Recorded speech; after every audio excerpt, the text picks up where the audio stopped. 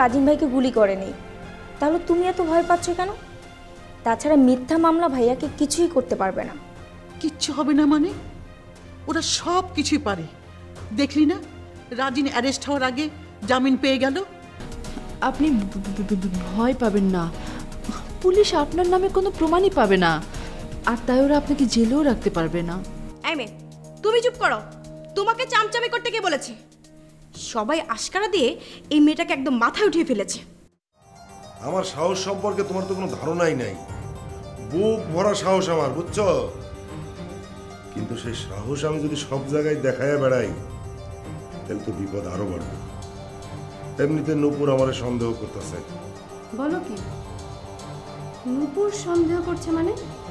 হ্যাঁ, নূপুর আমারে সরাসরি জিজ্ঞেস করছে আমি নাকি রাজিনকে হত্যার চেষ্টা করছি।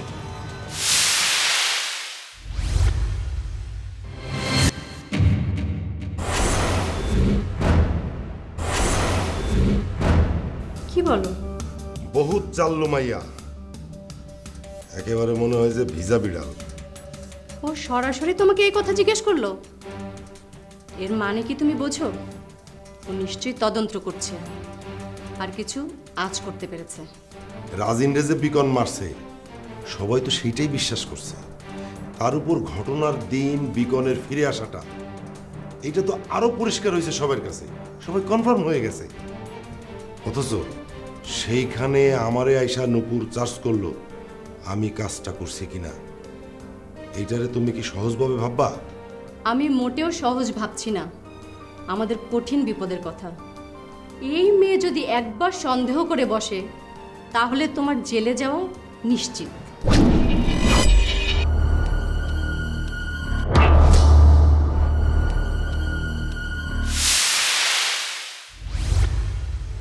তুমি এই সমস্ত কি কইতেছো? এমনি আমি ভয় বাঁচতেছি না, তারপরে তুমি আরো ভয় লাগাইতেছো। শুধু ভয় আর ভয়। থাকো তুমি তোমার ভয় নিয়ে। সত্যটাকে তো জানতে হবে, তাই না? শোনো, নূপুরের মনকে অন্যদিকে ডাইভার্ট করতে হবে, যেন ও তোমার দিকে কনসালটেশন দিতে না পারে। যেমন? শোনো, রাঙাকে নতুন করে রাজিন আর নূপুরের পেছনে লাগিয়ে দিতে হবে। ব্যাস, নূপুর ব্যস্ত, নিজের ভালোবাসাকে তো আর অন্যজনের হাতে ছেড়ে দিতে পারে না। আর এর মধ্যে তুমি তোমার কাজটা অনায়াসে সেরে ফেলবে। এই না হইলে কি আমার কুটনি বউ? তুমি এই যে এতদিন ছিলা না, আরে জ্বালায় জ্বালায় তো আমি শেষ হয়ে যাইতেছিলাম। যাক, এইবার তুমি আসছো, আমার বুদ্ধির কোনো অভাব নেই। তোমার বুদ্ধিতেই আমার চলতে হবে। দাঁড়াও, রাঙারে এখন নতুন করে জ্বালাই, তারপরে সেই জ্বালায় জ্বালায় নূপুর জৈলা পুড়ে শেষ হয়ে যাবে।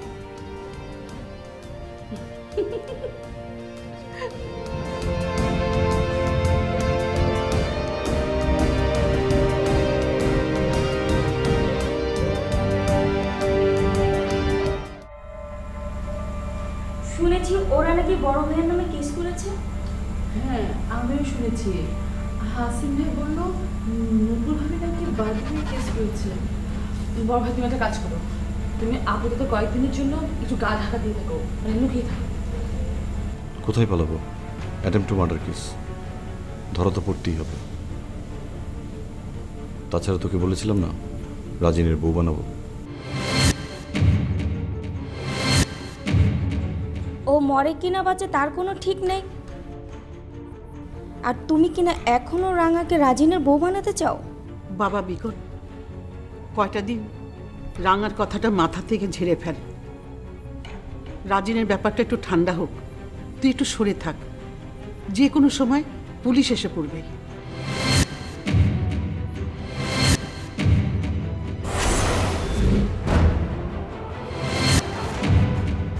সেটাই ভালো। কয়েকটা দিন বাসার বাইরে থাকো, তা না হলে বাসা থেকে পুলিশ যদি তোমাকে ধরে নিয়ে যায় তাহলে আমাদের সবার বদনাম হবে। পারমিতা, তুই এসব কি বলছিস? বড় ভাইকে যদি পুলিশ অ্যারেস্ট করতে আসে সেটা একমাত্র আমার জন্যই আসবে, আমার জন্যই বড় ভাই জেলে যাবে। আপনার বোনের জন্যই তো বিকন ভাই রাজিন ভাইকে গুলি করেছে। ওনার নামে কেস হয়েছে, আর আপনি কি না এইসব কথা বলছেন? ভাইয়া দুদিন পর বুঝবে কাদের ফাঁদে পড়েছে, কাদের জন্য নিজেকে ধ্বংস করে দিচ্ছে।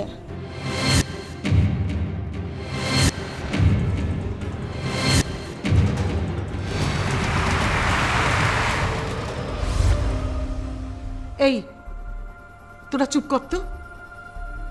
বাবা বিকন, এখন কি হবে বাবা? তোর বাবাও তো বাড়িতে নেই। মা তুমি চিন্তা করো না তো, যা হয় দেখা যাবে। রান্না ভয় পাস না, যা হয় ভালোর জন্যই হয়। আসসালামু আলাইকুম। ওয়ালাইকুম আসসালাম।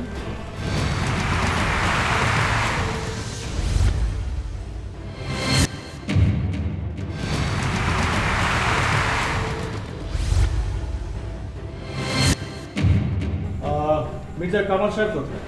উনি তো বিদেশে গেছেন। মির্জা বিকনকে অ্যারেস্ট করতে এসেছি। থানায় ওনার নামে অ্যাটেম্প টু মার্ডার মামলা হয়েছে।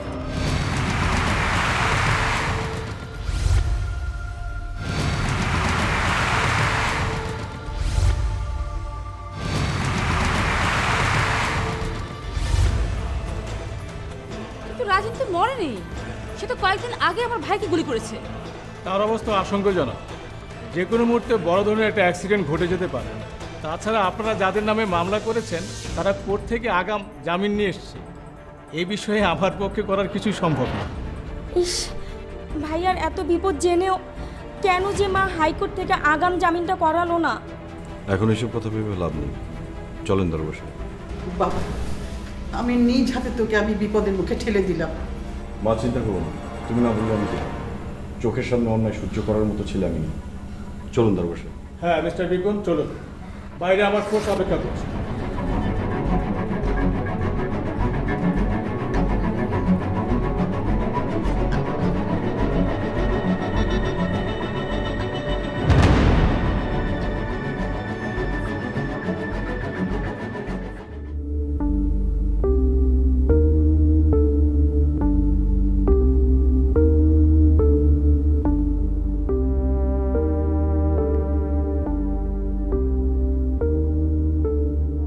রাজি,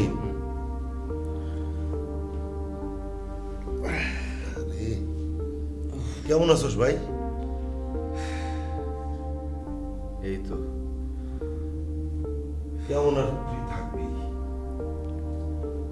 হাসপাতালে আইসস, এইখানে তোর কোনো সুখ শান্তি নাই।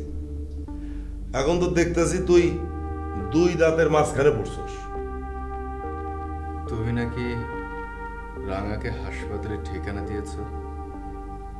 এটা হয়েছে কি দেখ, আমি তো ভালো মানুষের মতো অনেক ঠিকানাটা দিয়ে দিয়েছি। অনেক কান্নাকাটি করলো, আমারে কইলো যে হাসিন ভাই আমি রাজিনকে এক নজর দেখে চলে আসবো। আরে আমি তো সহজ সরল মানুষের মতো ওর কথা শুনে ঠিকানাটা দিয়ে দিলাম। এত ট্যাট ব্যাট তো আমি বুঝি নাই। আমি কি জানতাম যে এইখানে আইসা ও ঝামেলা পাকাইবো? নূপুর রাগ করে চলে গেছে, বলেছে হাসপাতালে আসবে না।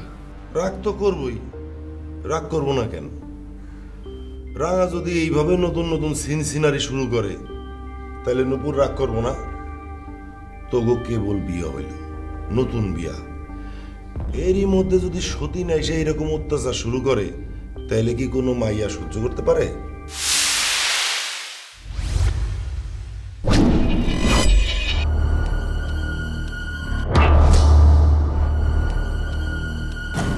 রাঙা আমার কেউ না।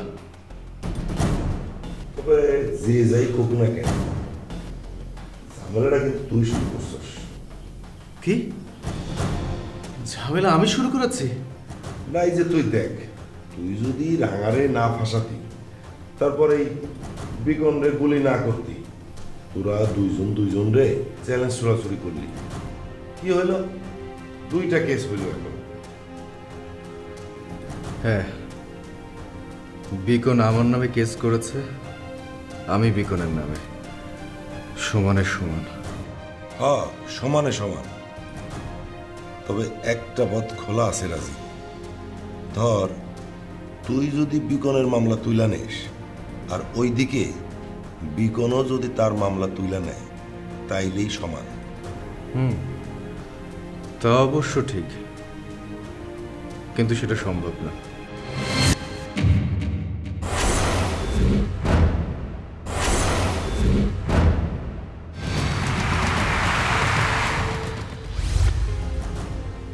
সেইটা সম্ভব হইলেও রাজিন, আর একটা ব্যাপার কিন্তু সম্ভব না। কি? রাঙার ব্যাপারটা। তুই যে রাফিন হত্যার প্রতিশোধ নিছস রাঙার উপর দিয়া, ওই কেসে তো তুই আজীবন ঝুলে গেলি। রাঙা তো তোরে ছাড়বো না। না বড় ভাই, ফাঁসানোর চান্স নাই। আমার আর নুপুরের বিয়ে তো হয়ে গেছে। না রাজিন, এটা ঠিক হইল না। কেন জানোস? তুই ভাবছস যে বিয়েটা তোর অস্ত্র, আর এই অস্ত্র তোরে বাঁচাইব। এই অস্ত্র তোরে বাঁচাইতে পারবো না, কারণ এর থেকে অনেক বড় অস্ত্র রাঙার হাতে। রাঙা তোর অস্তিত্ব শরীরে ধারণ করে বেড়াইতেছে না। এখন তুই আইন, আদালত, বিচার, সালিশ যাই কস না কেন, সব জায়গায় তো রাঙা জিতত। রাঙার কাছে যে অস্ত্র না, সেই অস্ত্রের সামনে কোনো কিছুই টিকবো না। আমি একটু ডাক্তারের লগে কথা কয়ে আসি, তুই শুয়ে থাক।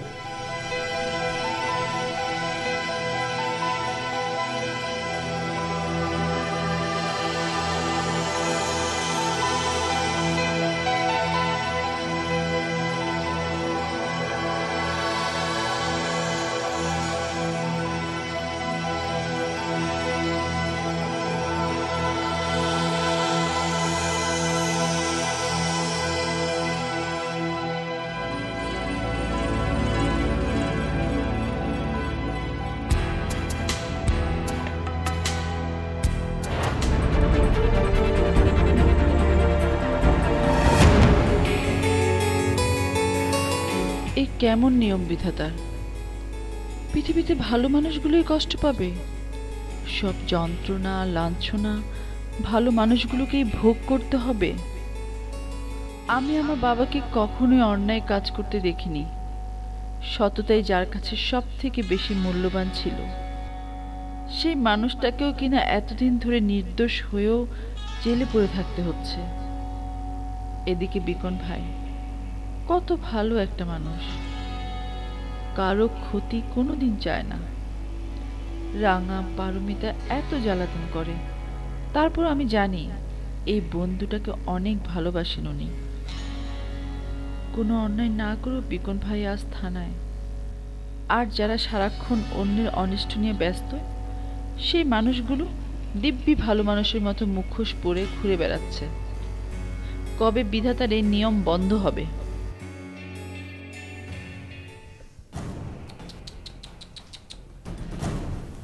তোমার ভাগ্যটাই খারাপ শবনম। তোমার জন্য আমার বড্ড মায়া হচ্ছে। আমার জন্য আপনার মায়া হচ্ছে? হ্যাঁ, মায়া হচ্ছে। আসলে আসলে তোমার কপালটা অনেক খারাপ। দেখো না, একটার পর একটা ঝড় তোমার উপর দিয়ে বয়েই যাচ্ছে। ঝড়? কিসের ঝড়? ঝড় না, বলতে হবে কালবৈশাখী ঝড়।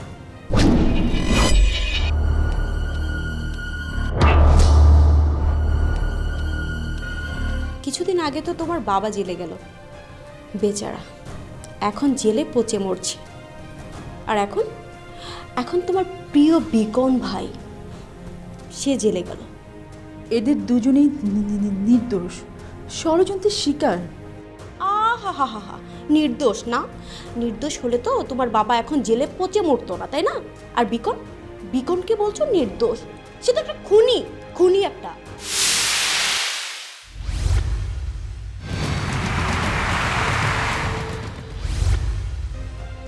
এসব আপনাদের ষড়যন্ত্র, এটা সবাই জানে। কি বললে? আমাদের ষড়যন্ত্র? এই মেয়ে, তোমার সাহস কিন্তু দিন দিন বেড়েই চলেছে। তুমি ভুলে যেও না তুমি কে আর আমরা কে, ভুলে যেও না। আমি কোনো কিছু ভুল বলিনি, যা সত্য তাই বলেছি। বাবা, বিকনের আশকারা পেয়ে তো ভালোই কথা বলতে শিখেছো। শোনো মেয়ে, স্বপ্ন দেখা বন্ধ করো। বিকনের বউ হবে এই স্বপ্ন দেখে নিজের জীবনের সর্বনাশ ডেকে আনো না।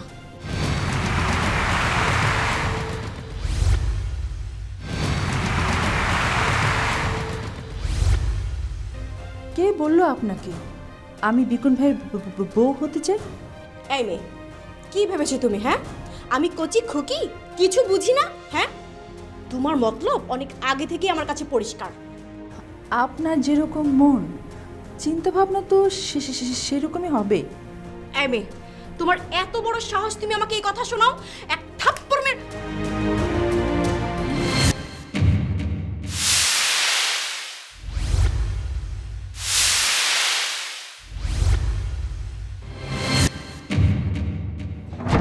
পারমিতা, শবনম এসব কি হচ্ছে?